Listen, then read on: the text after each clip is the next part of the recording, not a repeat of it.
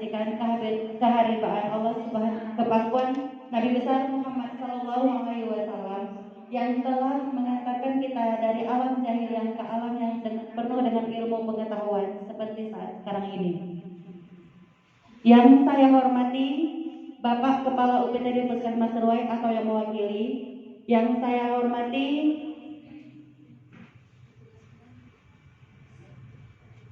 Ibu dari Dinas Kesehatan Kabupaten Aceh Tamiang, yang saya hormati Ibu Bidan Koordinator, yang saya hormati Ibu Bidan Desa, dan yang saya sayangi teman-teman sekalian. Untuk Waalaikumsalam warahmatullahi wabarakatuh. Alhamdulillah untuk bidan desa berapa kita di Trui? 24 Bu. Semua hadir ya? Tambah pustu lagi Bu. Oh, sama pustu. Peserta siapa aja? Bidan desa sama pustu Bu. Oh, bidan desa sama pustu. Belum semua ya hadir ya? Belum. Kak Linda apa? Oh, program bidan desa ya? Ya. Ada yang udah kenal sama saya? Enggak, adik ini bukan ibu-ibu di sini. Ada yang kenal sama saya? Salah ya? Menelan obat ya, PSO pada pasien TBC. Ya. Ada yang kenal apa namanya TBC? Siapa yang tahu tentang TBC? Sebelum kita lanjut. Udah lama tuh, udah tahu. Adik-adik, saya bilang adik-adik ya? Adik-adik ini tahu nggak penyakit TBC? Semua tupoksi yang ada di puskesmas, untuk di desa, bidan desa. Ya, TBC ini penyakit yang sangat-sangat lama. Ya, penyakit sangat lama yang susah orang kesehatan. Ini saya tanya TBC banyak nggak tahu. Kayak mana caranya mau menuntaskan TBC? Nanti tahu ya. Nah, setelah sesi akan saya tanyakan rangkumannya. Siap ya? Ya, ada sedikit bermanfaat yang kita dapat hari ini. Kedepannya adik-adik di desa bisa tahu lebih banyak tentang salah satu penyakit menular, yaitu penyakit TBC.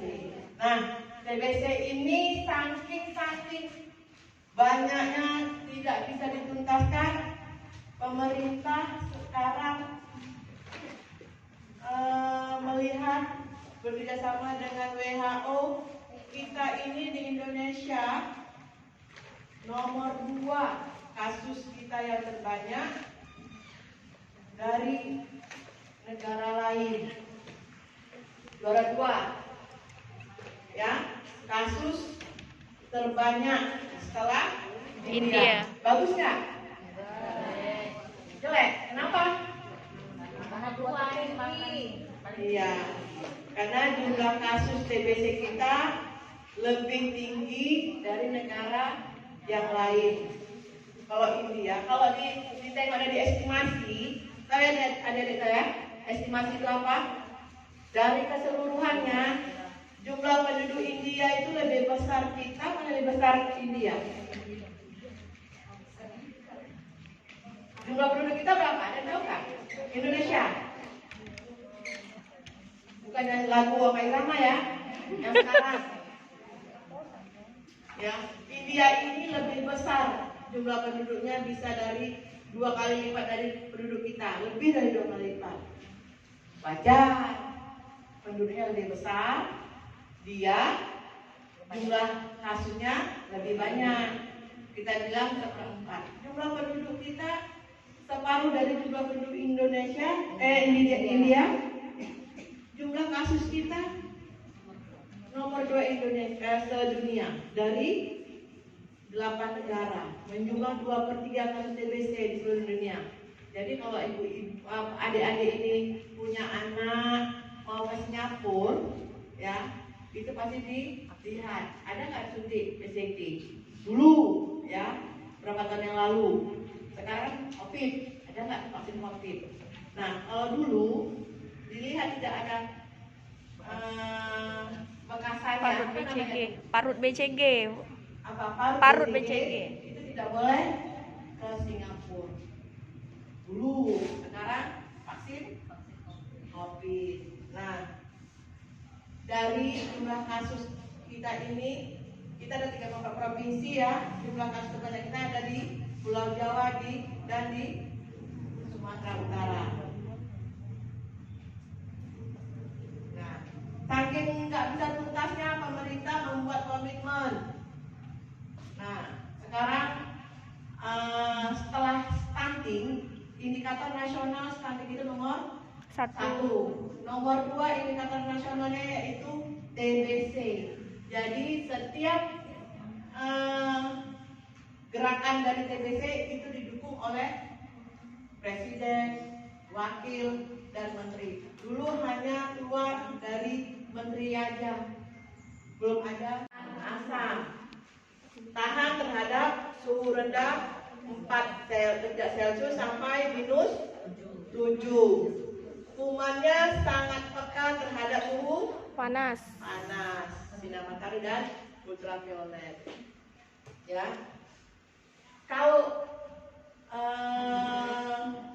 kita sarankan sama si pasien, ya, jangan buang dahak sembarangan.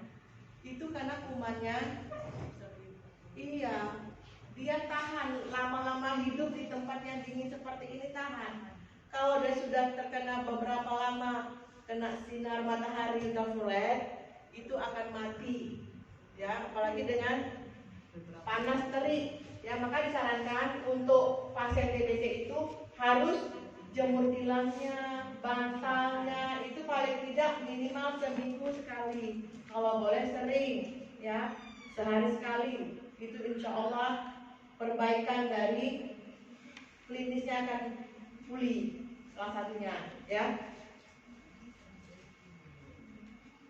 Nah, dalam dahak pada suhu antara 30 dan 37 derajat Celcius akan mati dalam waktu yang lebih kurang dari 1 minggu. Kuman dapat bersifat dorman atau tidur atau tidak berkembang. Nah, ini gejala dari penyakit TBC. Boleh dicatat. Nanti kalau ada yang tanya, inilah gejalanya. Batuk yang berdahak terus menerus. Pernah nggak sih tadi batuk? Siapa batuk tadi? Iya, berdahak nggak? Iya, enggak. Setelah batuk, ini yang gejala utama ya. Setelah batuk ada demam, disertai demam. Kadang kalau sudah parah batuknya, dia kadang batuk bercampur darah. Inilah dibilang kutukan. Nah, setelah dia batuk terus menerus, saudara pasti dadanya nyeri. Nah, berkeringat tanpa sebab pada waktu tidur malam hari. Maksudnya tahu?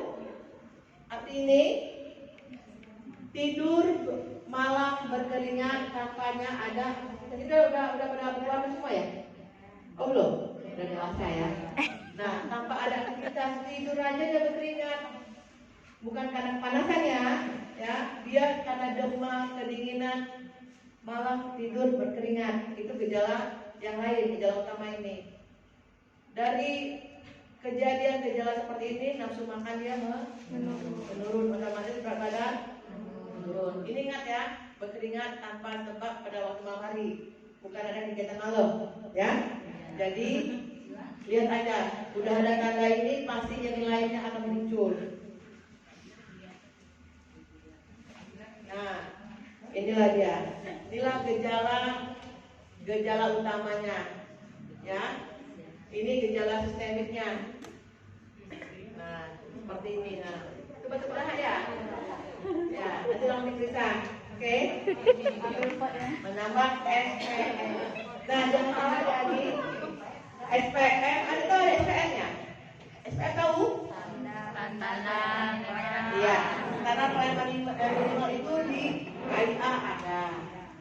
Di penyakit pengendalian penyakit ada, termasuk di program TBC. Program TBC ini yang SPM-nya hanya terduga, ya, suspek. Boleh mana batuk terus sama itu minta kuat. bukan belum ini dia itu kok positif ya. Kasih pot, Pak. Nah, cara penularan TBC. Bagaimana cara penularan TBC? Ada yang tahu nggak? Dengan cara apa? Dek, udah. Yaitu Belum. dengan cara positif 26%. Kalau ada munculnya negatif tapi foto ronsennya positif ada 17%. Nah, pada waktu batuk atau bersin yang dikeluarkannya itu droplet, percikan. Makanya disuruh dalam Islam kalau keluar bersin itu tutup. Semua sudah diatur dalam Islam. Jadi tidak menularkan ke orang lain. Bagaimana cara kalau kita menutup mulut kita kalau kita nggak bawa apa-apa? Dengan lengan, Bu. Dengan belakang lengan, tapi kita keluar kok. Ya, itu droplet yang dipercaya ke kita itu 3.000 percikan jahat sekali batuk. Jadi kalau ada orang bersin jangan dekat-dekat, ya. Kalau maskernya kena bersin, boleh pakai lagi nggak? Tidak. Berapa lama kita pakai masker? 6 jam. Hah? 6. Aja. Kalau lebih boleh nggak? Ganti. Itu lagi? Dua kali? Oh ya. Bocing. Nah, inilah perjalanan alamiah pada manusia ya. Dari paparan, dari jumlah kasus. Kalau kita di desa, kalau banyaknya kasus TBC, otomatis dampaknya ke kita juga ya. Peluang kontak dengan kasus menular, daya luar darah, ya, kedekatan kontak dengan sumber penularan dan faktor lingkungan. Atau kalau faktor lingkungan kita tidak bersih, kumuh, daerah apa namanya, kutu kampret, kutu kumpret, ya, kumuh dan ayo cari. Faktor lingkungan mempengaruhi sangat-sangat dari paparan Kuman. TBC, ya. Paparan pada TBC merupakan syarat untuk terinfeksi. Kalau nggak ada paparan nggak mungkin ada terinfeksi. Nah, dari 100 orang yang jumlahnya penderita terkena paparan, apakah semua menderita TBC? Sudah dipapar. Saya bersini, saya ini, misalnya saya ini penderita TBC belum pernah diobat, belum pernah berobat. Tapi saya BTA saya positif sampai positif 3. Saya bersin ke adik-adik semua. Apakah adik-adik akan terkena penyakit TBC tanpa pakai masker ya? Apakah semua akan terkena? Belum tentu. Belum tentu. Kenapa? Ya, dari 100 orang hanya 20. 5 orang yang terkena penyakit TBC. 5 orang tidak, karena dari daya tahan tubuh. 5 orang tadi, ya, 3 orang tidak diobati dulu ya, karena belum tahu kita ada TBC yang lebih parah lagi. 3 orang yang sembuh sendiri, 2 orang yang menjadi penderita harus minum obat.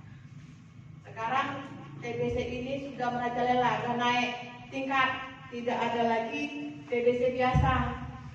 Sekarang ada namanya TBC resisten. Tahu kan resisten? MDR, XDR, ada sering Bapak Google kan? Iya, kebal dengan obat TBC biasa. Jadi hati-hati kalau ada penderita TBC, jangan langsung nggak suruh pakai masker, pakai aja masker. Mana tahu deh itu penderita MDR. kebal obat. Nah, ini infeksi. Masa inkubasi pada tubuh kita itu 6 sampai 14 minggu kalau daya tahan tubuh kita itu pada umumnya pada pasien penderita dengan penyakit lain seperti penyakit DM. HIV itu cepat terpapar langsung dia kena tanpa ada daya tahan tubuh.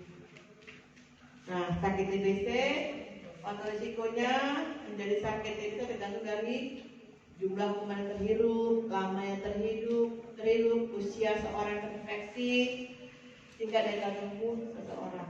Nah, perlu adik-adik ketahui di desa, sekarang sudah ada obat pencegahan penyakit TBC untuk kita semua. Kalau kita sering terpapar seperti saya, Sinta dan yang lain kan sering nggak tanpa sengaja terpapar penyakit TBC? Sering. Ya, kita sudah ada obat pencegahannya.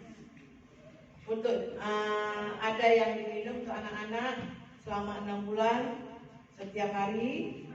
Ada yang diminum selama 3 bulan seminggu sekali, ya. Ada juga yang lain. Jadi kita lihat nanti yang mana rentang usianya. Jadi mau bantu adik-adik nanti di desa, kalau ada misalnya Bapak Ali penderita TBC, ya, dia mempunyai anggota keluarga di rumah, ada anak, bayi, istrinya, anak remaja di bawah 15 tahun, itu wajib diberikan obat pencegahan. Mau bantu Sinta nggak? Mau ya? Nah, jadi Sinta akan mendata berapa orang yang sasaran untuk diberikan TPT. terapi pencegahan TBC. Terapinya ada INH, obat-obatan juga ya. Satu lagi rifampicin, ada rifampicin. Itu nengok dilihat dari perkiraan umur. Mau ya, janji ya? Ya, mau ya, bantu ya. Itu diminum ada 3 bulan, ada 6 bulan, seminggu sekali, nggak setiap hari. Untuk supaya kita terhindar dari penyakit TBC. Dan anak yang, tapi ingat, yang diberikan itu orang yang Sehat. bukan orang yang sakit. Sakit pun sakit TBC, jangan. Yang betul-betul sehat. Yang diberikan di 0 sampai 15 tahun yang diutamakan. Dan kita nakes. Mau ya minum? Minum kopi. Ya, untuk penyakit ada kumannya. Anak yang anak usia itu wajib diberikan obat terapi pencegahan. Karena kuman TBC itu berapa lama dia terpapar bisa masuk vaksin COVID berapa lama? Masa ini dia 2 jam ya. 2 jam. COVID. 2 jam kontak gitu Bu kan kalau Ya, COVID. kontaknya berapa lama? 2 jam Bu. COVID 15 menit kontak udah bisa 15 jadi. menit. Kalau TBC 8 jam. iya 8 jam. Satu hari di sekolah berapa jam di sekolah? 4 jam. 4 jam, jadi nggak terkena? Pasti kena. Mana tahu?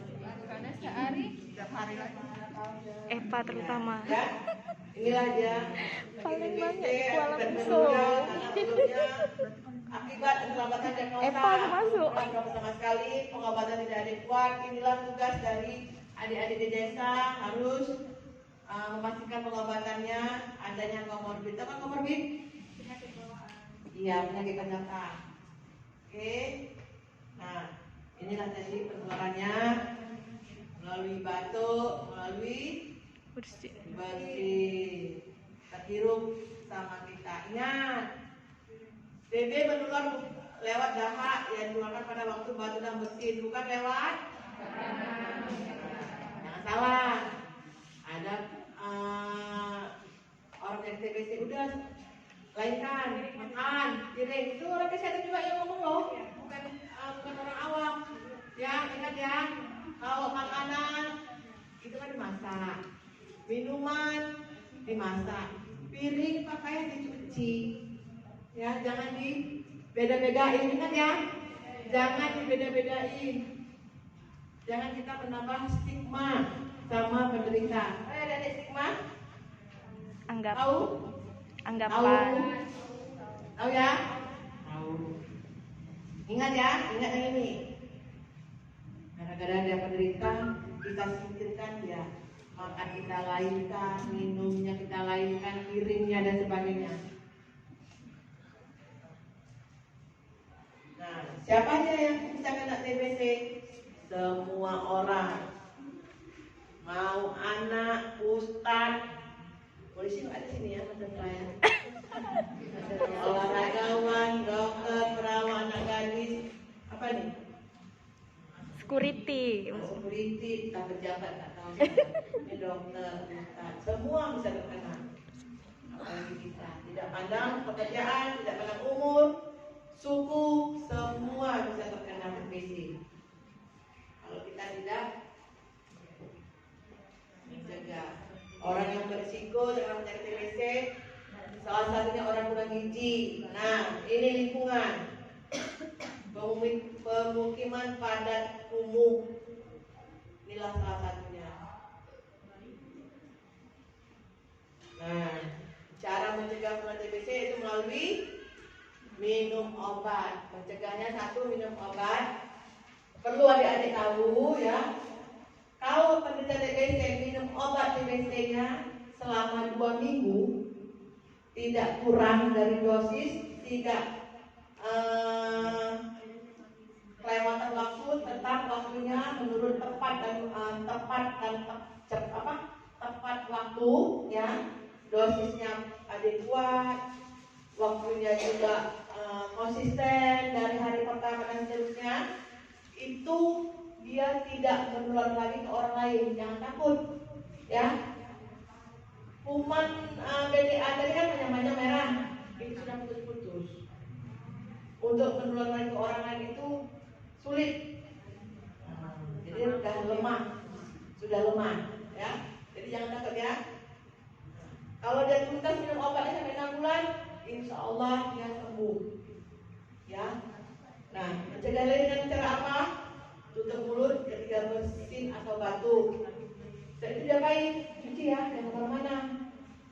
Ya, buang dahak pada tempat. Kalau kita sarankan di rumah, pada lagi tidur di mana tempatkan? Di tempat Yang tertutup. batu tuh. Bau apa? Kok pasti? Lagi? Enggak, tempat yang ada tutup lah, Bu. Gimana? Mangkok apa? Mangkok sayur? Apa? Mangkok tertutup. Dikasih wipol sikit. Mangkok kosong, tertutup, masukkan ke lagi. Lagi, ada lagi. Taruh, kalau bisa, apa? Wipol. Taruh kalau bisa ini, ada pasir dikit, ya, pasir. Campurkan wipol ya, risol, boleh. Taruhkan apa tadi? Aporit, cair tuh boleh. Tutup, jangan hanya apa namanya? Aja. Nah, ya, ada cairannya, airnya, tutup, lagi buang ke WC, ya. Nah, disarankan ventilasi udaranya harus baik, nggak tertutup, ya. Karena kuman TBC paling suka dengan Enggak ada aja ya tamunya ya. Nggak ada. Pak sampai Jadi itu kalau minus kuenya ibu itu ini boleh aja. kasih sama orang vaksin sama Nah, ibu cara mengawin kuman TBC Itu masih ada lebih. Kayaknya pun kan yang orang UKM yang di sini udah dapat semua Kak. Bu Irma di sini, Bu Emi udah, Bu Tuti udah, Bu Eli nanti Nanti kasih kalau kita satu. jumpain di desa, kakak lihat dulu ada berapa izin nanti kalau bisa dikasih untuk vaksin semua kita kasih vaksin nanti kalau enggak nanti kasih ke TU aja Iya. beberapa Enggak, kalau sisa nggak apa-apa Kak ya, orang vaksin konsumsi. Inilah lebihnya, nggak pula dapat satu-satu ya. Jangan kita kasih kodahak ya, nanti anak akan balik. Ya, Iya, Bu. Kodahak 3 tempat, pertama yang ada di rumah sakit, 1 di Puskesmas Kendamaran, di Puskesmas Samyang Hulu. Nanti tahun depan-depannya di setiap puskesmas pasti ada. Nah, alat ini nggak perlu banyak ruangan juga, ya. Dia hanya butuh tempat dan AC. Satu alat ini khusus untuk 1 kali pemeriksaan dahak. Harga alat ini lebih kurang 300.000.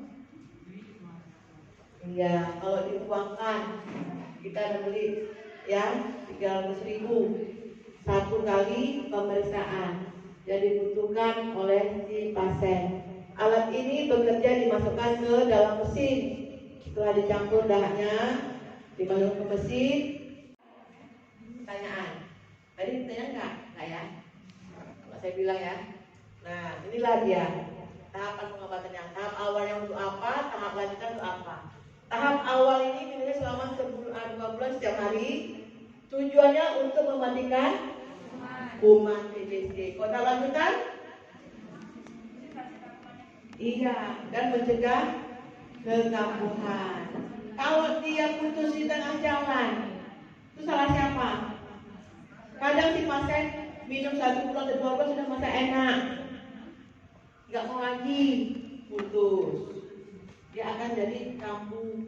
Kalau kambuhnya tetap dengan yang obatnya tadi. Kalau obatnya 2 tahun, dulu penyakit TBC resisten obat itu untuk tahap awalnya suntikan 4 bulan setiap hari. Kalau ada yang resistennya lebih banyak, itu 8 bulan setiap hari. Kita jumpai satu di sini, masih si Pak Basri yang jadi pengelola programnya. Kasihan kali si pasien setiap hari disuntik sampai terbakar pantatnya. Sekarang nggak lagi. Sekarang kita cukup hanya minum obat. Ini udah jelas ya? Untuk apa fase awal? Untuk apa fase lanjutannya? Jelas ya? Ada yang ditanya sampai sini? Artinya yang resisten tadi tidak tuntas 2 bulan ini. Ya, kuman resisten itu kebal dengan obat ini tadi. Nih, salah satunya. Yang ada orang mungkin resisten NPR. Dan jangan salah adik-adik, penderita resisten obat yang belum diobati, dia akan menularkan ke orang lain dengan resisten obat. Ingat ya, bukan yang dari awal. Ingat ya, resisten obat penularannya ke jadi resisten obat. Salah satu misalnya si A penderita resisten obat yang belum diobati menularkan si B yang belum pernah sakit sama sekali TBC. Si A menularkan kuman resisten ke si B. Si B akan berdampak penderita TB dengan resisten. Bukan penderita TB dengan BCA yang merah-merah tadi. Jelas ya? Ingat ya? Pengobatannya sama dengan si A.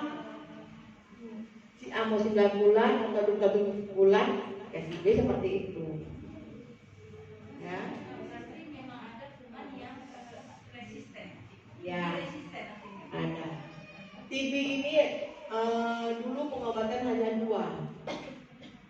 Satu kategori 1 dan kategori 2. Dulu ya, sebelum ada munculnya penelitian tentang resisten, kalau kategori 1 dia gagal, putus tengah jalan lebih dari 1 bulan dan minum obat yang merah, kita langsung beralih ke ini berapa bulan jadi?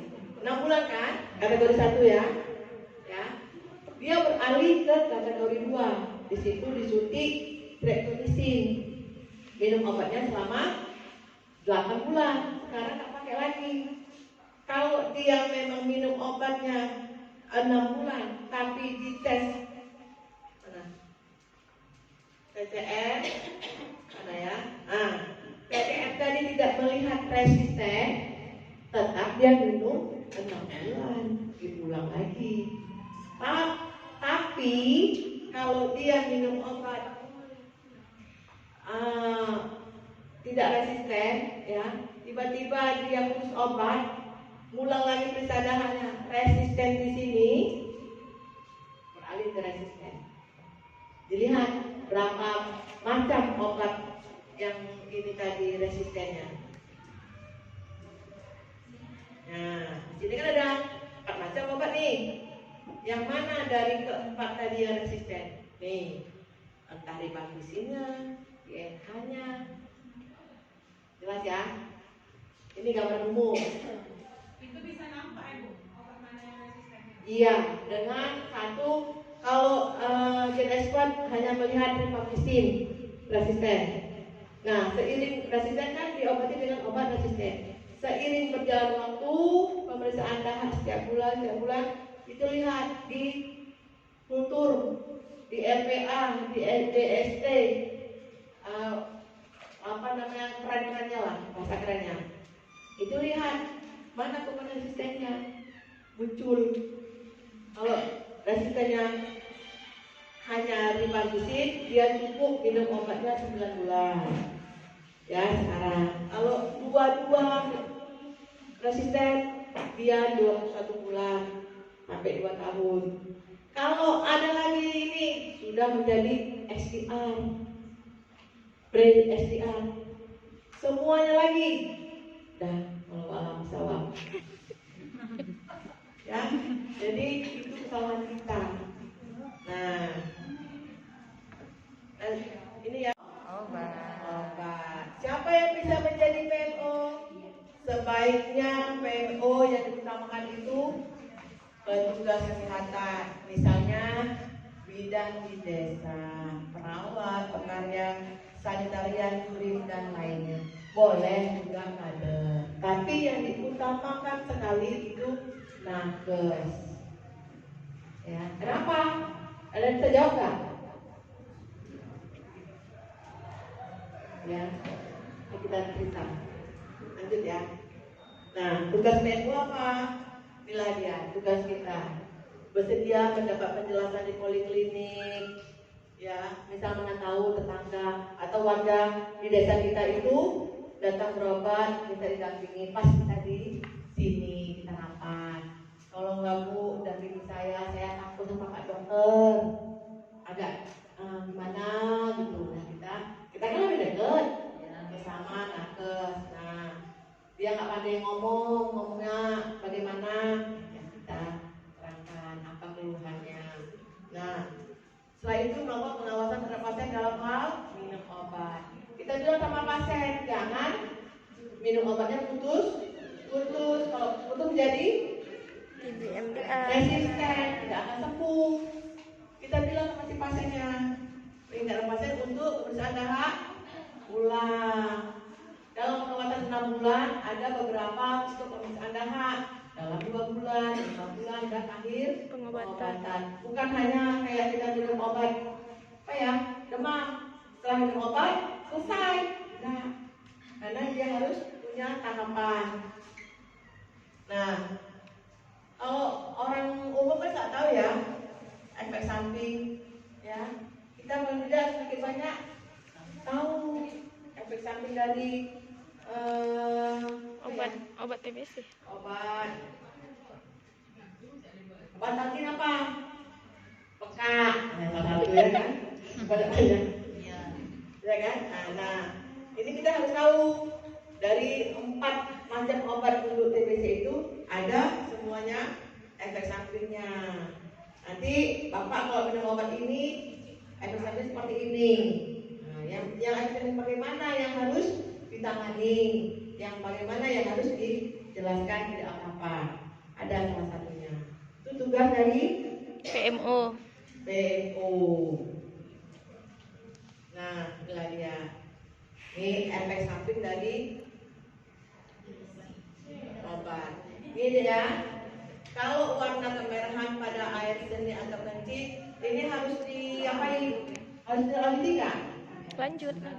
Hah? Lanjut lah Bu. Harus dibawa ke rumah sakit nggak? Enggak. Enggak. Obat ini, hah? Enggak. Enggak, karena salah satu obat TBC ini seperti rifampicin, kita minum pasti kencingnya warnanya merah, bukan berdarah. Ya. Nah, tidak nafsu makan karena mual atau sakit perut. Kalau dia hanya ringan, bisa kita tanggulangi. Kita bilang sebelum makan obatnya, ya, bapak atau ibu makan dulu cemilan, boleh untuk mengurangi nafsu makan. Ada kalau dia terus-terusan sakit perut itu harus ditindaklanjuti, bawa ke pelayanan kesehatan segera. Nah, nyeri sendi yang bagaimana? Nyeri sendi yang paling hebat, sakit semua badannya. Kalau tidak bisa dia tanggulangi diri sendiri, rujuk. Ya, kesemutan atau rasa terbakar di kaki. Nah, apa yang kita harus lakukan? Nah, efek samping dari salah satu obat TBC, gatal dan kemerahan pada kulit. Kalau ini harus dirujuk, ya. Mana nanti jadi kayak efek samping Johnson. Iya. Nah, tiba-tiba minum obat TBC tuli, kurang pendengaran, rujuk segera, jangan ditunda-tunda. Ya. Nah, tiba-tiba ada setelah minum setengah jam atau 5 menit minum obat, pingsan, rujuk. Saya dulu pernah dapat, dulu tahun 97, tiba-tiba pingsan, dirujuk, tidak bisa dengan obat TBC, obat lain yang hampir sama. Nah, kuning pada mata atau kulit harus dirujuk, ya. Gangguan penglihatan ini biasanya akibat obat apa? Etambutol pada biasanya pada DM. Jelas ya? Nah, kalau ada yang efek samping seperti ini, yang bisa tanggulangi seperti ini, tanggulangi, kasih edukasi sama si pasien. Ada yang bertanya? Lanjut? Karena DM itu ada. Iya, cuman semua pasien yang Mana lagi pun PMO kemungkinan buta. merujuk pasien apabila ada efek samping yang berat. Melakukan kunjungan rumah salah satunya ya, mengajukan anggota keluarga untuk memeriksa dahak bila ditemukan gejala TBC. Di sini ada yang kurang paham? Adik-adik desa, adik-adik bidang, adik bidang, ada yang kurang paham? Paham ya? Nah, adik-adik lakukanlah kunjungan rumah, ya, sekalian lihat apakah di rumah itu ada tak penderitanya lagi yang kena tersangka penyakit TBC. Adakah di rumah itu anak di bawah 5 tahun atau 15 tahun? Ya, tolong di data, berikan sama kita. Kita berikan obat terapi. Apa tadi? Kalau dia sehat di rumah ini, anak di bawah 15 tahun, ada anak di bawah 5 tahun, 15 tahun sehat, diberikan apa? TPT. Terapi. Diberikan obat terapi pencegahan untuk tuberkulosis. Ingat ya, kalau melakukan kunjungan rumah, tanya Mas Sinta, ada berapa penderita kita di desa? Sekali jalan, Udah, Bu. ya, melihat warga kita di desa itu, kok ada desa lain, cukup desa kita aja. Tolong ya, adik-adik bidang. Nah, jangan lupa kontrol pada bulan kedua, bulan kelima, dan bulan keenam. Apa yang dikontrol? Dahak, suruh ke puskesmas, kontrol Pak, Bu, obat. Ya, nanti di sana di puskesmas akan diberikan dahak dan suntik dahak. Kalau di sini bulan kedua negatif, dia akan Sembuh. selesai tugas kita. Ada lagi yang lain? Ada. Ayo. Sering-sering ngasih. Ada sering nggak di posyandu penyuluhan? Apa harus suntik aja? Imunisasi. Ada nggak ngasih penyuluhan? Sering. Tentang apa aja KIA ya? Ini nggak ada yang nggak pernah ya? Belum ya? Nah, tolong ya. Nanti kalau anak mau, adik-adik saya kasih slide-nya. Minta Mas Sinta, saya kasih slide-nya. Adik-adik pelajari. Ada untuk di desa ada ini apa namanya? Voucher, brosur ada. Saya bawa. Dari di rumah. Benar?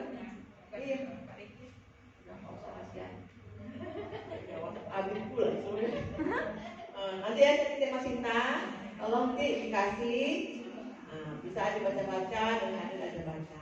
Kader di Surabaya ini sudah dilatih untuk menjadi kader TV untuk ibu kota. Bisa ada itu sama dia, sama ibu kader. Tolong diberdayakan ya di, ya satu desa berapa orang? Satu Ya. Tolong diberdayakan. Desanya banyak nggak angkanya? banyak. 1000 lebih? Penduduknya 1000 lebih? Ada sampai 3000? Oh enggak? Hah? Ada sampai 3000? 4000? Saya juga mantan bidan desa 91, 92, 95 saya ditarik nggak mau. Enak bidan saya. Saya suka bidan desa. Suka saya. Suka dulu. Iya. Bidan desa itu semua kinerja tupoksinya puskesmas yang di desa kita kerjain. Jadi tempelan saya penuh dinding. Data selendang itu apa? Bayi, ya kan, ada air ya. Nah, itu harus diisi. Biarpun kami keluar PNS, tapi kerja kami kerja rodi. Itu ini sekarang enak ya. Dapat semua dari puskesmas. Kita dulu posyandu, saya jumlah penduduk 5.000 atau 5.600. Satu, 5 dusun.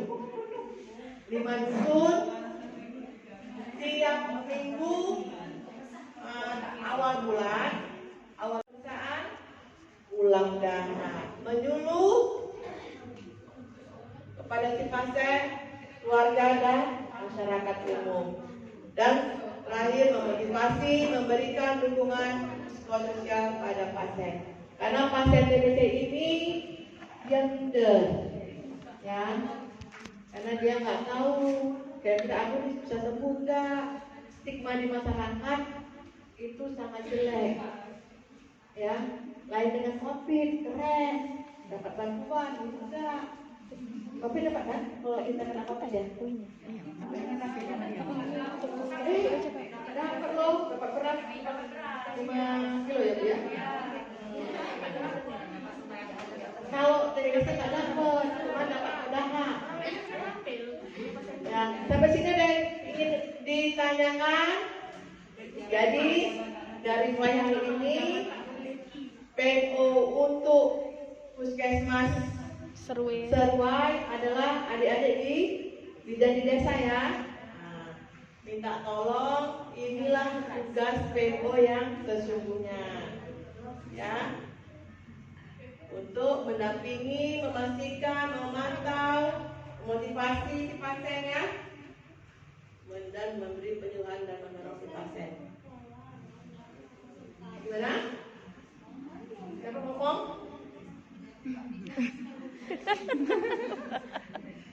Kak Bina ngomong. Gak batuk dah ya. Ayo berantas TBC. Bisa nggak di puskesmas Surabaya? Insya Dengan Allah. bantuan adik-adik di desa, insya Allah. Eliminasi. Kira-kira kapan bisanya eliminasi tahun berapa untuk puskesmas Surabaya? Ayo, ini loh, semangat, jangan gara-gara COVID ya, ada tanggung yang COVID. 2025 Bu. Ya, nasional 2030. Ya kita lebih cepat lah Bu.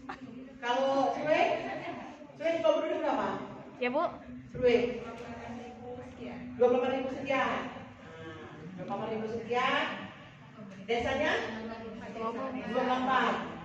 Nah, berapa desa dulu yang harus dieliminasi? Targetnya untuk 5 tahun ke depan. Nah, seperti itu. Kira-kira kapan adik-adik bidan bisa? Kita nggak boleh kita sendiri, minta sama perangkat desanya. Adik tahu nggak nama kepala desanya?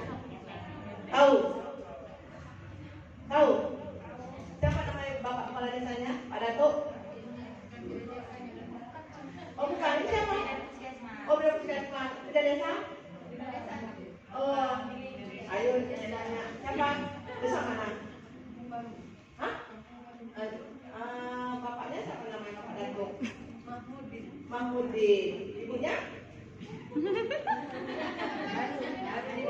Oh, apa baru? Belum kenalan sudah sama ibu desanya. Kita kerjasama ibu PKK. Anaknya tahu? Oh, laki-lakinya? Iya, aja tahu ya. Oh, ada.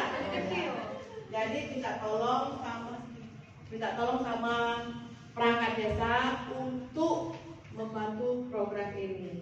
2 minggu. Ada juga pasien ini bohong. Iya, betul tuh Bu. Batuk, perdarahan. Udah sembuh, sembuhnya selama sehari 2 hari. Muncul lagi sampai berlarut. Muncul naik. Itu memang bisa dikatakan tersangka. Ya, jangan langsung kita bilang batuk baru 3 hari belum, adalah sudah lama. Ingat ya? Kita lihat batuk yang berdahak, apalagi yang pulen. Tahu pulen kan? Tahu. Kental dan hijau. Itu yang bagus untuk pemeriksaan. Apalagi batuk berdahak 2 minggu. Demam. Berarti nggak tolak tanpa adanya aktivitas. Ingat ya, tanpa ada aktivitas. Jangan pula aktivitas dengan orang TBC. Bukan. Nyari dada, Lagi. nafsu makan, Nafsu makan menurun. Lagi. berat badan menurun, Lagi. dahak bercampur Ya. dengan darah. Oke. Nah, pengobatannya selama berapa bulan? 6 bulan. Pas awal 2 bulan, Masa awal berapa bulan? 2 bulan, Masa lanjutan? 4 bulan, Masa awalnya diminumnya selama 2 bulan. tiap hari. Menurut berat badan dosisnya. Masa awal, 1 butir itu mengandung berapa jenis obat? 4. Apa aja? INH, MH, rifampicin, pirazinamid, etambutol, 1 butir mengandung 4 regimen. ya, 4 macam obat. Rifampicin, INH, pirazinamid dan Etambutol. etambutol. Fase lanjutan berapa bulan? 4 bulan, 4 bulan. Minumnya 6. seminggu 3 kali. Berapa jenis obat? 2. Apa aja? INH, Rifampicin dan INH, Jangan salah. Ya. Efek samping dari rifampicin apa? kencingnya warna merah. Ya, jangan kencing berdarah ya. Masuk rujuk. Malu. Ya. Nah, kalau kencingnya warna merah, kita edukasi akibat dari rifampicin. Kalau tiba-tiba pingsan, Itu rujuk. rujuk. Matanya Kuning. ya, kuning atau berkunang-kunang rujuk. Yang efek samping seperti itu yang harus ditangani. Apalagi Gatal-gatal. tugas PMU apa? Memotivasi. Ada 6 ya, memotivasi. Alhamdulillah, puji syukur kepada Allah sehingga kita dapat berkumpul di acara sosialisasi BMO di Puskesmas Seruai. Salam dan salam kepada junjungan jurusan Muhammad SAW. Ucapan salam dan maaf dari Bapak Kepala Puskesmas yang tidak bisa ikut hadir bersama-sama karena beliau ada pertemuan Dian di Dinas Kesehatan juga pada hari ini. Terima kasih banyak kepada narasumber kita dari Dinas Kesehatan, kepada Bapak Dr. Habibti, Kak Dede, Dr. Am dan tim yang telah memberikan ilmu untuk kami dalam rangka sosialisasi Pengawas penelan obat. pada pasien TB. Semoga di Puskesmas Seruai dapat berantas tuntas TB ya Pak Dede ya. Itu cita-cita kita, semoga eliminasi TB di Kecamatan Seruai. Mungkin hanya ini saja dari saya, dan saya izin dengan Assalamualaikum warahmatullahi wabarakatuh. Waalaikumsalam. Ininya cuma cabut aja Pak. Adi ada kalah sih.